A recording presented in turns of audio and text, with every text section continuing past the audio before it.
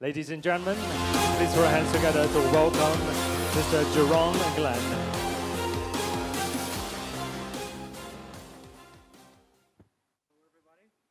Hello, everybody. See, I'm supposed to talk about technology, and I'm not even using the technology right.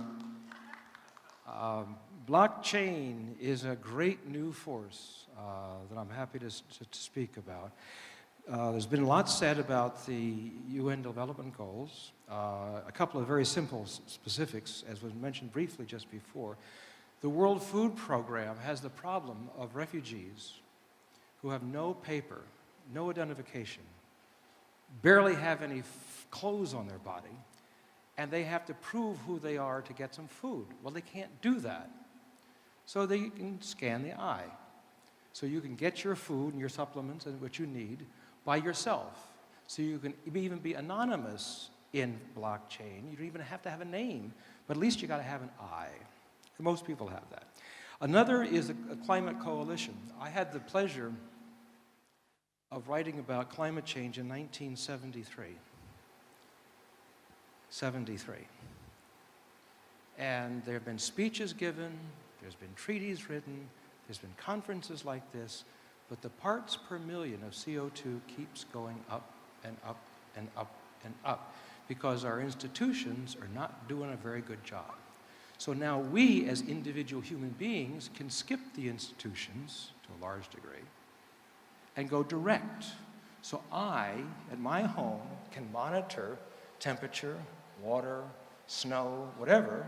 I can have some standards with my colleagues in Vienna so that what he's measuring, what I'm measuring, is the same thing.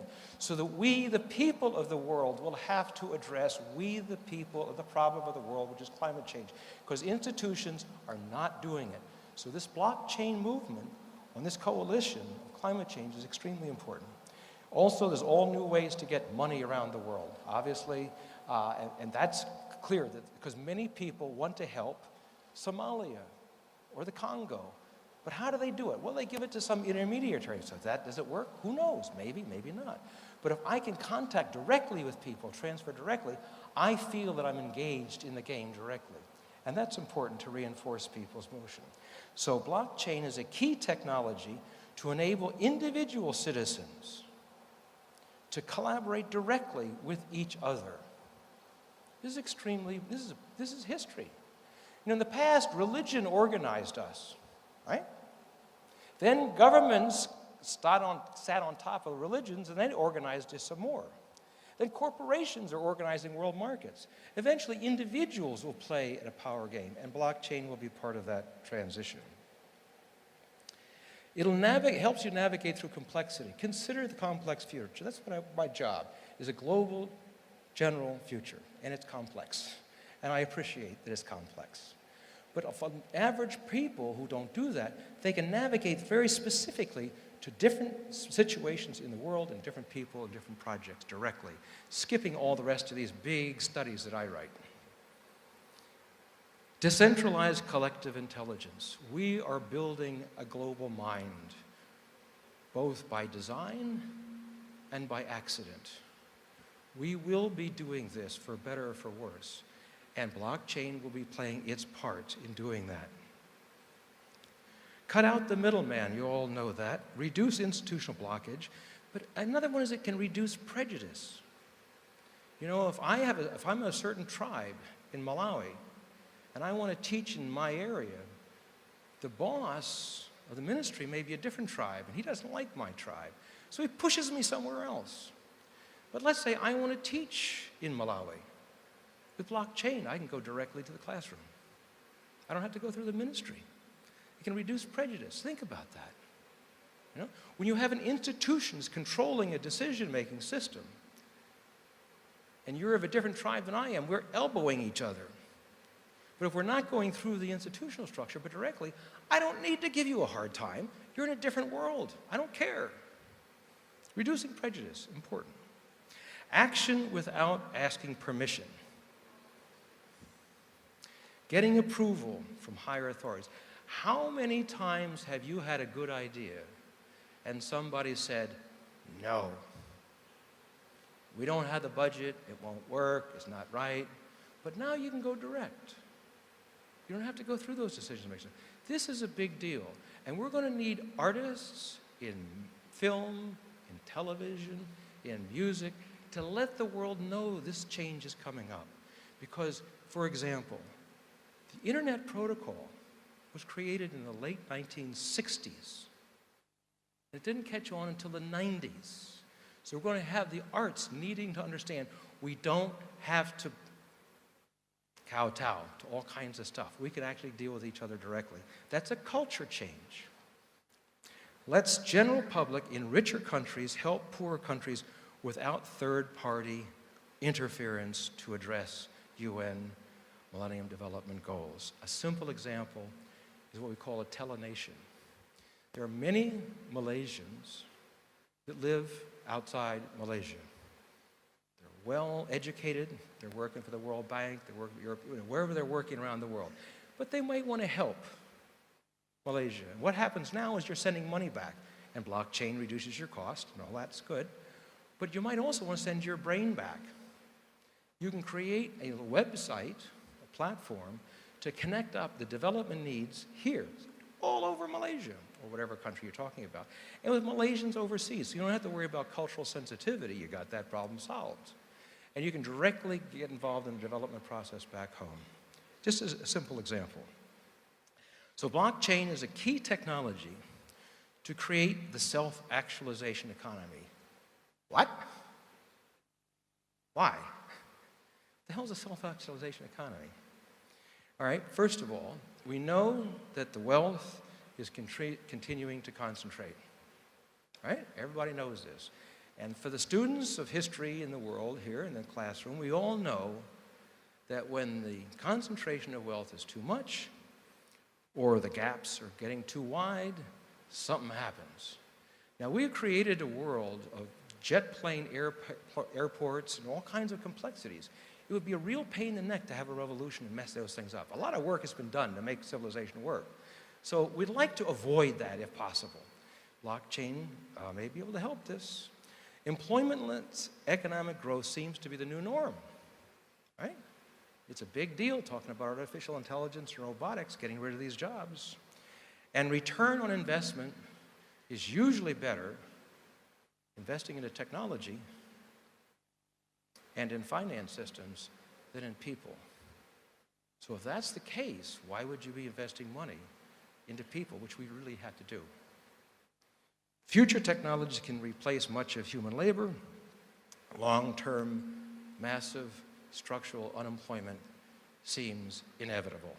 Now, that doesn't have to be that way.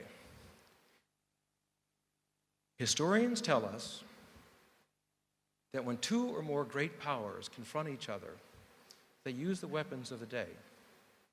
So by that historical trend, Moscow and Washington should have had thermonuclear war, but it didn't.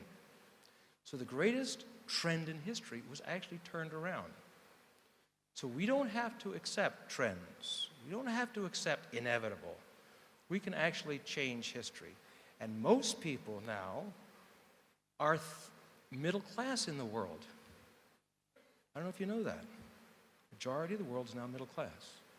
You go back 30 years, the majority of the world was extreme poverty. We are winning more than we're losing. Where we're losing is very serious, but we're winning more than we're losing. So there's reason to be optimistic. There's also reason not to go to sleep either. So, what does self-actualization have to do with economics? Huh? Anybody learn self-actualization in your economics class? I don't think so. Okay. What does it have to do with blockchain, furthermore? Okay. First of all, Freud taught us how you go insane, right? Maslow, his student, taught us how to go sane. So because we like to have a sane world, let's pay attention to this little hierarchy here. 51 minutes left to go. Okay, you all know hierarchy, all right? We'll speed this up. All right, self-actualization economy. Maslow's hierarchy can be applied to society as a whole. The basic needs are being met. Social networks are helping us to take care of our love and belongingness needs. So what's next is self-actualization.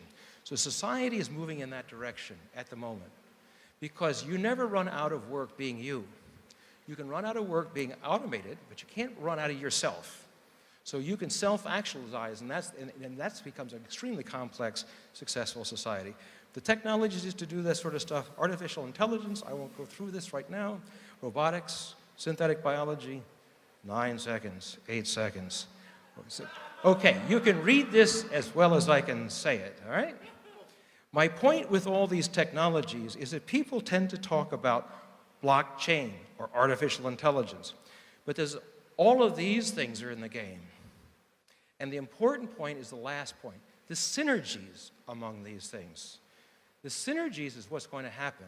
So we are going to have extraordinary capacity for good or for evil. Scenario 2 is where you have silos of people not talking to different kinds of people.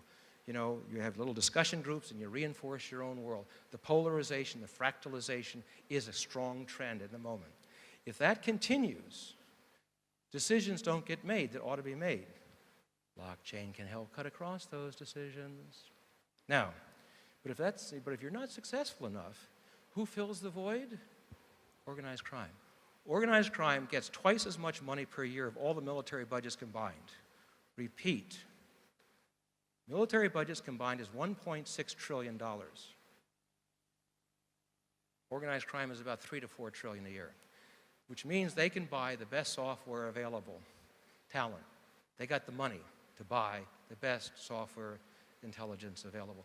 And they're not going to sit back. They're going to look at all those technologies and say, well, how do I use them? Because you wise guys, you're legalizing drugs, so I'm going to lose some money. So I got to move into other systems. Very quickly, future of management, up and down. You know, you can't control what's going on. You are a pawn in the game. So then you cut across these hierarchies with networks. Very cool. But their networks are like-minded usually. You're all interested in blockchain, right? Like-minded. But then you interact with other kinds of networks, 2 or more, and you get nodes, which are more sophisticated. Then you link up nodes into fields of play, and that's what you're doing. Congratulations. Then, next step is you put these fields of plays together, and all of a sudden the Harvard Business School said, what are you talking about? I have no idea what you're doing. And there you leave the old institutional structures behind. Thank you very much. Thank you very much, Mr. Jerome Glenn, Executive Director and Futurist of the Millennium Project, on that very interesting presentation. Thank you.